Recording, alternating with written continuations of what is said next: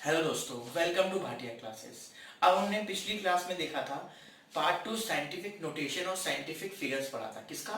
Chemistry के chapter 1 का some basic concept of chemistry का हम लोग ने कुछ पार्ट 1 पे देखा था, कुछ पार्ट 2 में देखा था। पार्ट 1 में स्टेट्स ऑफ मैटर पढ़े थे, मेजरमेंट यूनिट पढ़ा था, बेस यूनिट पढ़ा था, क्लासिफिकेशन ऑफ मैटर पढ़ा था। सेकेंड पार्ट में हमने साइंटिफिक नोटेशन और साइंटिफिक फिगर पढ़ा था। अब थर्ड पार्ट में हम लोग पढ़ने जा रहे हैं लॉज ऑफ केमिकल कॉम्बिनेशन। क्या पढ़ने जा रहे हैं? Laws of chemical combination. अब ये हम लोग लॉज ऑफ केमिकल कॉम्बिनेशन पढ़ते क्यों है, पहले तो ये तो समझिए। जब दो डिफरेंट एलिमेंट कंबाइन होते हैं, जब दो डिफरेंट एलिमेंट कंबाइन होते हैं और मिलके क्या बनाते हैं? कंपाउंड बनाते हैं। तो ये कंपाउंड किस तरह से बनता है, क्या क्या चीजें उसमें होती हैं, क्या क्या रूल्स इसमें लगते हैं, उन रूल्स को इन्होंने नाम दे दिया लॉज का।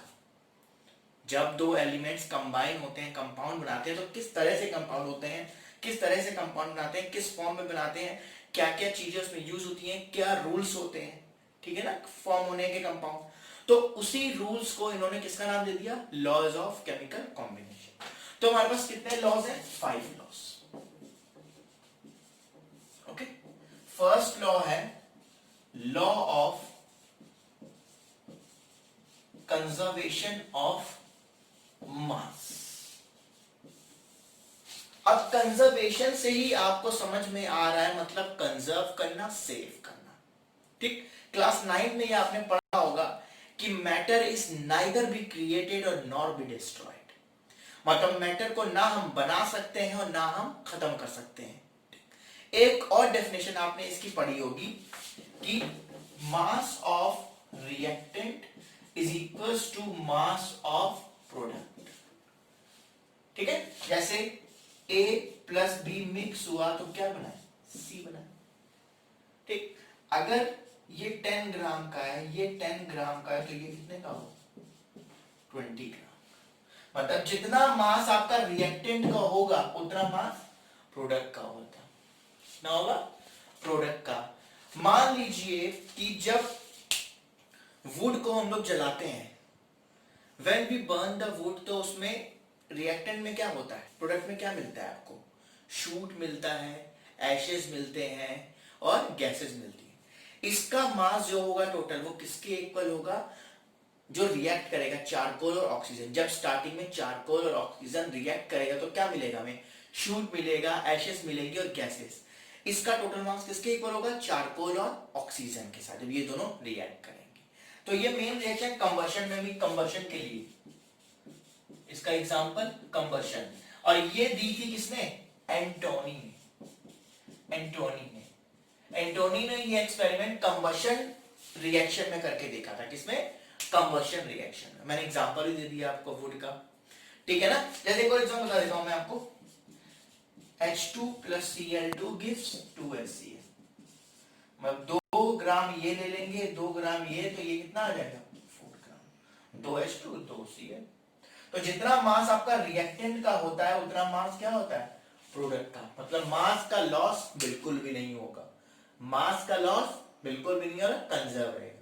तो mass of reactant is equal to mass of product and mass is neither be created nor be destroyed. ये आपका हो गया पहला लॉ।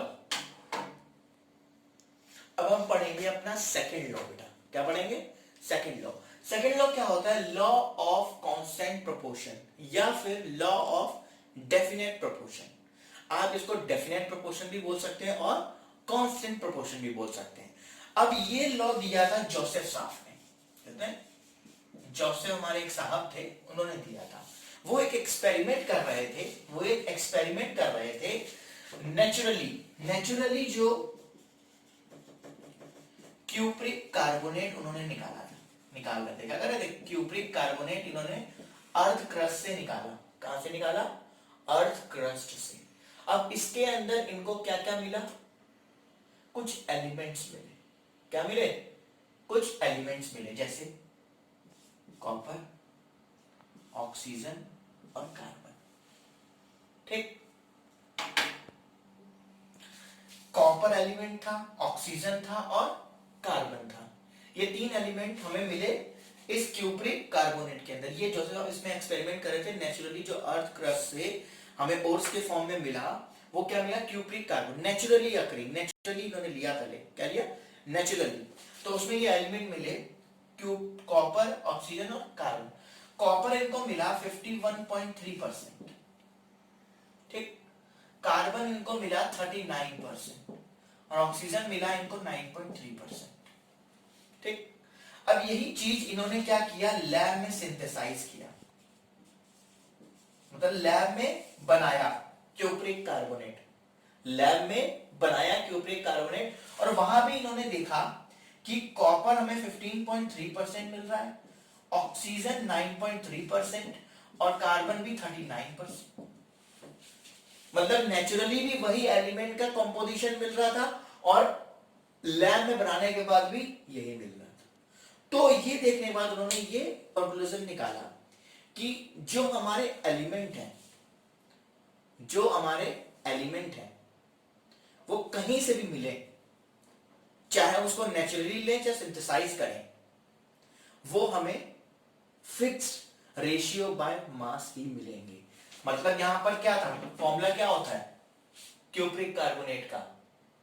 Cu, फॉर्मूला क्या होता है क्यूप्रिक कार्बोनेट का? CuCO3। मतलब रेशियो क्या होगा? 1:1:3, 1:1:3। तो इधर भी क्या रेशियो मिला? 1:1:3। मतलब चाहे वो नेचुरली मिले चाहे वो सिंथेसाइज करके मिले, हम लोग को जो हमारे पास रेशियो मिला वो फिक्स रेशियो मिला एलिमेंट का। जब एलिमेंट्स हम लोगों ने देखे तो एलिमेंट का रेशियो क्या मिला? नेचुरली भी 1:1:3 मिला और सिंथेसाइज करके भी क्या मिला? वो 1:1:3। तो फिर से देख लीजिए, नेचुरली इनका रेशियो 1:1:3 और सिंथेसाइज लैब में करने का भी रेशियो 1:1:3 आया था। तो उन्होंने ये कंक्लूजन निकाला कि कंपाउंड इनर, जो कंपाउंड है, कंपाउंड के अंदर जो एलिमेंट्स होंगे, कंपाउंड के अंदर जो एलिमेंट्स होंगे वो कंबाइन करेंगे फिक्स रेशियो बाय मास। जो भी कंपाउंड बनेगा उसके अंदर जो एलिमेंट्स होंगे वो कैसे कंबाइन करेंगे? In a fix ratio by mass और weight, irrespective of their places, irrespective of their places. इसका मतलब क्या है? मतलब जो भी कंपाउंड है वो क्या करेंगे? उनके जो एलिमेंट्स हैं वो कंबाइन करेंगे in a fix ratio by mass और weight, in a fix ratio by mass और weight, irrespective of their places, irrespective of their places। साथ में लिखते रहिएगा, फिर से बोल रहा हूं मैं definition. Compounds have the element, compounds having the element will combine in a fixed ratio by mass or weight, irrespective of their places, irrespective of their places का मतलब है चाहे उन्होंने जब नेचुरली लिया तब भी रेशियो सेम आ रहा था, जब उन्होंने सिंथेसाइज किया तब भी रेशियो सेम आ रहा था। मतलब प्लेस पे कोई वैल्यू नहीं। एक और एग्जांपल देता हूं। मान लीजिए आपने पानी लिया, मैं अपने घर से एक गिलास पानी लेके आया, आप अपने घर से एक गिलास पानी लेके आए, आपका दोस्त अपने घर से एक गिलास पानी लिया, मैं नदी का पानी लिया, कुएं का पानी लिया, है ना, समुद्र का पानी लिया, सबका पानी ले लिया, irrespective of their places. But सबका फॉर्मूला क्या रहेगा वाटर का? H2O ही तो रहेगा। फिक्स रेशियो में ही तो कंबाइन करेंगे ना, चाहे वो कहीं से आया हो पानी। तो उसी को बोलते हैं लॉ ऑफ कांस्टेंट प्रोपोर्शन। अब हमारा जो थर्ड लॉ है बेटा, वो थर्ड लॉ है लॉ ऑफ मल्टीपल प्रोपोर्शन। क्या है? Law of multiple proportion. अब देखते हैं लॉ ऑफ मल्टीपल प्रोपोर्शन बोलता क्या है। when two or more elements combine to form more than one compound, ठीक है, then mass of one element combined with the fixed mass of other element is always in a simpler ratio। पहले हम इतना देखते हैं, when two or more element combine to form more than one compound, तो हम देखते हैं hydrogen plus oxygen gives water, ठीक। फिर हम देखते हैं hydrogen plus oxygen gives hydrogen peroxide.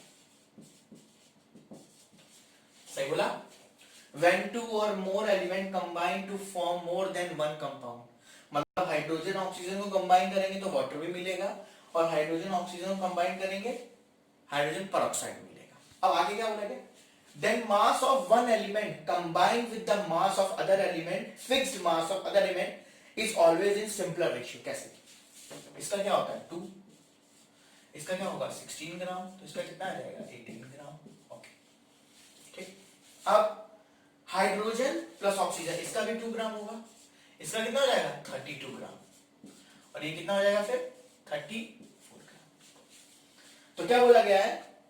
Combine more than one compound, then the mass of one element, then the mass of one element combine with the fixed mass of other element, ये दोनों fixed हैं,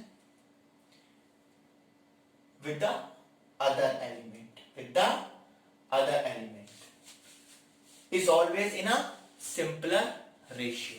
अब इसका ratio देखें 16:32 कितना आ जाएगा 1:2।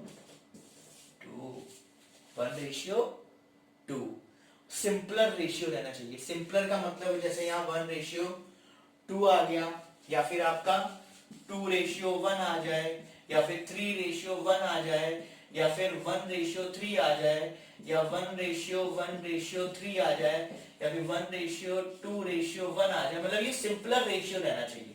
क्या रहना चाहिए? Simpler ratio. कैसा रहना चाहिए? Simpler ratio. ठीक है, मतलब ऐसे नहीं होना चाहिए 4:7 लिख दिया, 5:9 लिख दिया, 3:11 लिख दिया, तो ये नहीं हो सकता। मतलब आपको क्या रहना चाहिए? सिंपलर रेशियो रहना चाहिए। क्या रहना चाहिए? Simpler ratio. क्या रहना चाहिए? सिंपलर रेशियो, सिंपल फॉर्म में रहना चाहिए, कॉम्प्लेक्स नहीं होना चाहिए 2:1, 3:1, 1:3, या फिर 1:2, 1:1:3, या फिर 1:2:1, तो सिंपल रहना चाहिए। कॉम्प्लेक्स 4:7, 5:9, 3 ऐसे नहीं रहना चाहिए। एक और एग्जांपल देखते हैं, चलिए we'll see one more example for this। Okay, जैसे मैंने लिया बेटा कार्बन प्लस ऑक्सीजन, क्या बनाता है? बच्चा बच्चा जानता है, कार्बन डाई ऑक्साइड। ठीक, फिर मैंने कार्बन ली प्लस ऑक्सीजन ली, क्या बनाएगा? Carbon monoxide. क्या बनाएगा? Carbon monoxide. जैसे हम लोग एक और एग्जांपल ले रहे हैं, carbon plus oxygen give carbon dioxide, carbon plus oxygen give carbon monoxide. Carbon का क्या होता है 12 ग्राम, ऑक्सीजन क्या होगा यहाँ पर 32 ग्राम। क्या होगा 32 ग्राम, 16 नहीं। तो कितना बनेगा ये 44 ग्राम। ठीक है, इधर कार्बन 12 ग्राम, इधर का ऑक्सीजन कितना होगा 16 ग्राम। तो कितना बनेगा? कार्बन मोनोऑक्साइड का फॉर्मूला CO होता है, तो ये हो जाएगा आपका कितना 28 ग्राम। अब इसका रेशियो लेके देखें हम लोग, देखो फिक्स्ड कंबाइन विद अदर, जिसका फिक्स्ड नहीं है, यही है डेफिनेशन जो है वही दे रहे हैं। तो क्या आएगा 32:16, तो कितना आएगा 2:1, और 2:1 क्या है सिंपल। तो यही डेफिनेशन है, जब दो एलिमेंट कंबाइन होते हैं, जब एक से ज्यादा कंपाउंड बनाते हैं, तो मास ऑफ वन एलिमेंट, जिसका एक मास होता है एलिमेंट, वो उससे कंबाइन करता है जिसका मास अदर एलिमेंट जिसका फिक्स होता है, चेंज नहीं होता, इन अ सिंपलर रेशियो। ओके, अब बेटा हम लोग अपना फोर्थ लॉ देखेंगे, वो है गे-लुसाक लॉ। गे-लुसाक लॉ, ये कैसा नाम है सर, खो जाओगे आप लोग। गे-लुसाक लॉ, इन्होंने क्या किया था, अपने ही नाम पे लॉ बना दिया था। क्या किया था? अपने ही नाम पे, इनको कोई नाम सूझा नहीं है ना, तो भैया इन्होंने सोचा हम अपने ही नाम पे लॉ बना देते हैं, है ना। तो इन्होंने अपने नाम पे लॉ बना दिया था, जिनका गे-लुसाक नाम था इनका, तो उन्होंने लॉ बना दिया गे-लुसाक लॉ। ये गैसेस के लिए लॉ था। किसके लिए था? गैसेस के लिए। Only for gases. और गैसेस में हम लोग रेशियो किसमें लेते हैं? वॉल्यूम में। किसमें? वॉल्यूम में। अब इन्होंने क्या बोला? When two gases combine to form compound, जब दो गैसेस कंबाइन होगी कंपाउंड बनाने के लिए, ऑब्वियस बात है वो भी गैस होगी, then they always have their volume is in fixed ratio. मतलब जो उनका वॉल्यूम होगा वो कैसा होगा? फिक्स्ड रेशियो में, फिक्स्ड सिंपलर रेशियो मान के चलिए, फिक्स्ड सिंपलर रेशियो। ओके। और at constant temperature and pressure, उसमें टेम्परेचर और प्रेशर क्या रहेगा? कांस्टेंट। जैसे hydrogen plus oxygen gives water, gives water. Example में बताया हाइड्रोजन, ऑक्सीजन और वाटर। मान लीजिए 100 ml लिया हमने, ये लिया 50 ml, गैस है, गैस। क्या मिलेगा हमें? 100 ml वाटर। क्या मिलेगा? 100 ml वाटर। या फिर इसकी हमने 2 यूनिट ली, इसकी 1 यूनिट ली, तो हमें फाइनली क्या मिलेगा? 2 यूनिट वाटर। क्या मिलेगा? 2 unit water at constant temperature and pressure, eight constant temperature and pressure. और रेशियो देख लीजिए, 100 रेशियो 50 कितना आ जाएगा? 2 रेशियो 1। सिंपल भी है और क्या है? फिक्स्ड भी है। सिंपल भी है और फिक्स्ड भी है। और ये क्या होता है? Special type of law of constant proportion है, जो हमारा गेल-लुसाक लॉ है ना, कांस्टेंट का स्पेशल टाइप ऑफ लॉ है ये। Special type of law of constant proportion का स्पेशल टाइप ऑफ लॉ कौन सा है? गेल-लुसाक लॉ। फिर से स्पेशल टाइप ऑफ गेल-लुसाक लॉ है। किसका स्पेशल टाइप है ये? लॉ ऑफ कांस्टेंट प्रोपोर्शन का स्पेशल टाइप लॉ है गेल-लुसाक लॉ। उसमें भी फिक्स रेशियो की बात होती है, बट वहां होता है मास या वेट। और यहां किसकी बात होती है? सिर्फ चेंज इसमें हो जाएगा, वॉल्यूम में। किसमें? वॉल्यूम में। ठीक है ना। चलिए हम लोग एक क्वेश्चन देख लेते हैं ऐसे ही। चलिए हम लोग क्वेश्चन देख लेते हैं, तो उससे आप थोड़ा और आइडिया हो जाएगा। डेफिनेशन तो आपको आएगी। एग्जांपल है जैसे CH4 2O2 gives CO2 plus H2। पहले देखते हैं बैलेंस है कि नहीं। यहाँ कार्बन कितने हैं? 2, 4 हो गए। यहाँ कितने हैं? 2, कितने हो गए? अब इसको हम लोग बैलेंस कर लेते। देखिए यहाँ पर 4 O है, यहाँ पर 2 O है, यहाँ पर 1 है। अगर यहाँ पर हम लोग क्या लगाते? 2 और लगा दे, 2 तो 4 O, 4 H हो गए, 4 H हो गए, 1 C 1 C। ठीक, बैलेंस हो गई। अब ये गैस फॉर्म में, गैस फॉर्म में, गैस फॉर्म में और लिक्विड, इसको हम लोग कंसीडर नहीं करेंगे क्योंकि हम लोग क्या पढ़ रहे हैं? गेल-लुसाक लॉ। और सिर्फ किसके लिए वैलिड होता है? Only for gases, only for gases. अब इसमें क्वेश्चन पूछा गया, बोला गया है कि जो CH4 है वो दिया है 100 ml हमें, ठीक है, और आपको निकालना है O2 का कंटेंट कितना है और CO2 कितना हमें रिक्वायर, O2 और रिक्वायर CO2, कितना O2 का रिक्वायर है और कितना CO2, ठीक है ना। कितना O2 मिलेगा हमें और कितना कितना CO2 रिक्वायर है। दो चीजें दी गई हैं, O2 रिक्वायर कितना पड़ेगा, हाउ मच, और हाउ मच CO2 रिक्वायर कितना है, और CH4 दिया 100 ml। तो इसके आगे कुछ नहीं, तो ये 1 वॉल्यूम दिया है इसका। इसका कितना वॉल्यूम? 2 वॉल्यूम। इसका 1 वॉल्यूम। इसका नहीं लेंगे क्योंकि ये लिक्विड है तो इसकी कोई मतलब नहीं। ये कितना दिया है हमें? 100 ml, ठीक है। तो यहाँ नीचे लिख रहा हूं ये 100 ml है एक वॉल्यूम में। इसके 2 वॉल्यूम है तो कितना हो जाएगा? 200 ml। और इसका कितना वॉल्यूम दिया है? 1, तो ये कितना हो जाएगा? 100 ml। तो ये आपका आंसर आ गया। सिंपली बस आपको देखना है कितने वॉल्यूम में कंबाइन हो रहे हैं। ये 1 वॉल्यूम में, ये 2 वॉल्यूम में। इसका आंसर कितना आया? ये प्रोडक्ट में कितना है? 1 वॉल्यूम। इसको इसने लिया क्योंकि ये लिक्विड में है। तो 1 वॉल्यूम ऑलरेडी ये 100 ml दिया था, इसके 2 वॉल्यूम तो ये 200 ml हो जाएगा, और इसका 1 वॉल्यूम दिया तो ये कितना हो गया आपका? 1 वॉल्यूम मतलब 100 ml आ गया। That means it is correct. समझ में आया आपको? गेल-लुसाक लॉ, गेल-लुसाक लॉ सिर्फ गैसेस के लिए होता है, कांस्टेंट टेम्परेचर और प्रेशर पे काम करता है। Special type of law of constant proportion होता है। कांस्टेंट प्रोपोर्शन में फिक्स मास बाय वेट होता है, इसमें वॉल्यूम होता है, और इसमें वॉल्यूम की तरह बात की जाती है। और जितना वॉल्यूम होता है वो क्या होता है? फिक्स रेशियो में कंबाइन होता है, सिंपलर फिक्स रेशियो। ओके, मैंने आपको क्वेश्चन भी करा दिया। ओके, अब हम पढ़ने जा रहे हैं अपना आखिरी लॉ। फाइनली पहुंच गए हैं आखिरी लॉ पे, परेशान मत होइए, इसका खत्म हो जाएगी वीडियो। आखिरी लॉ है हमारा एवोगैड्रो लॉ। नाम तो आपने सुना होगा एवोगैड्रो, क्लास 9th में। ठीक है, अब इसके लॉ पढ़ने जाएंगे। इसका लॉ क्या कहता है?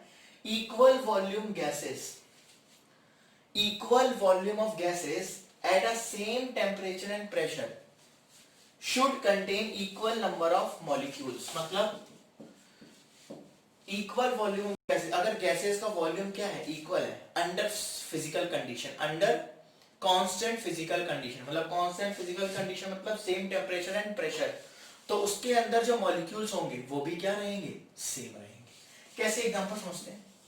मान लीजिए कंटेनर है मेरे पास, इसकी कैपेसिटी 100 ml है, इसमें हमने N2 डाला। क्या डाला? N2।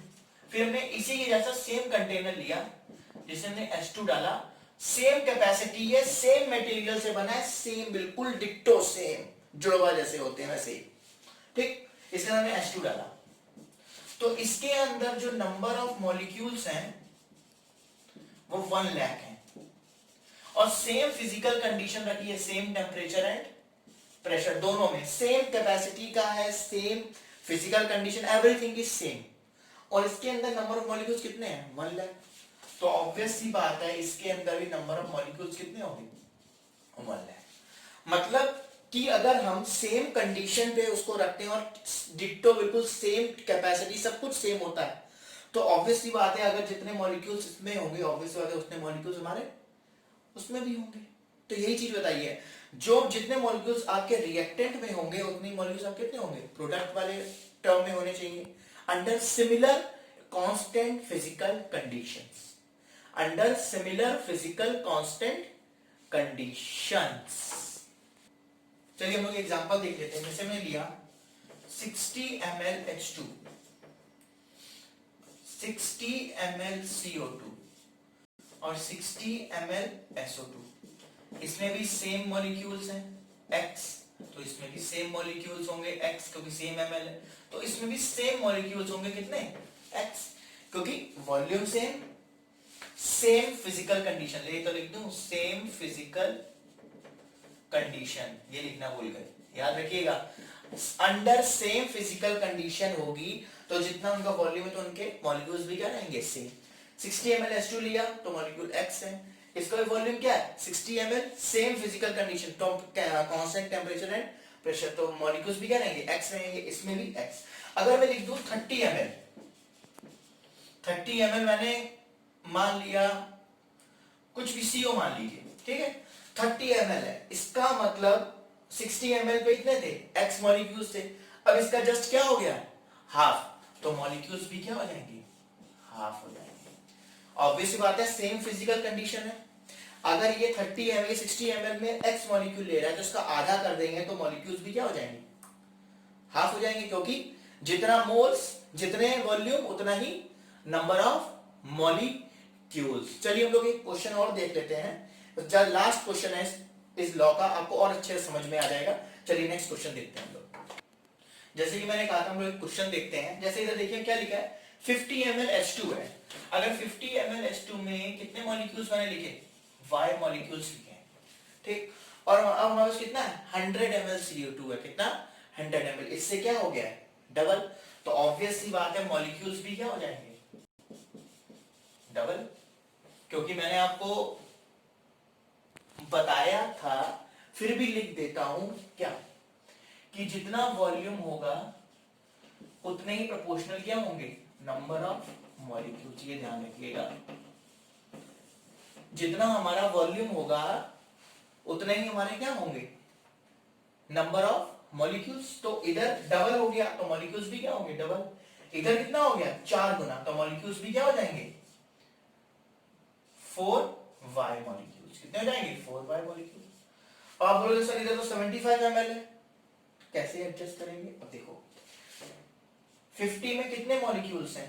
y, तो 1 में कितने होंगे? y by 50, तो 75 में कितने होंगे?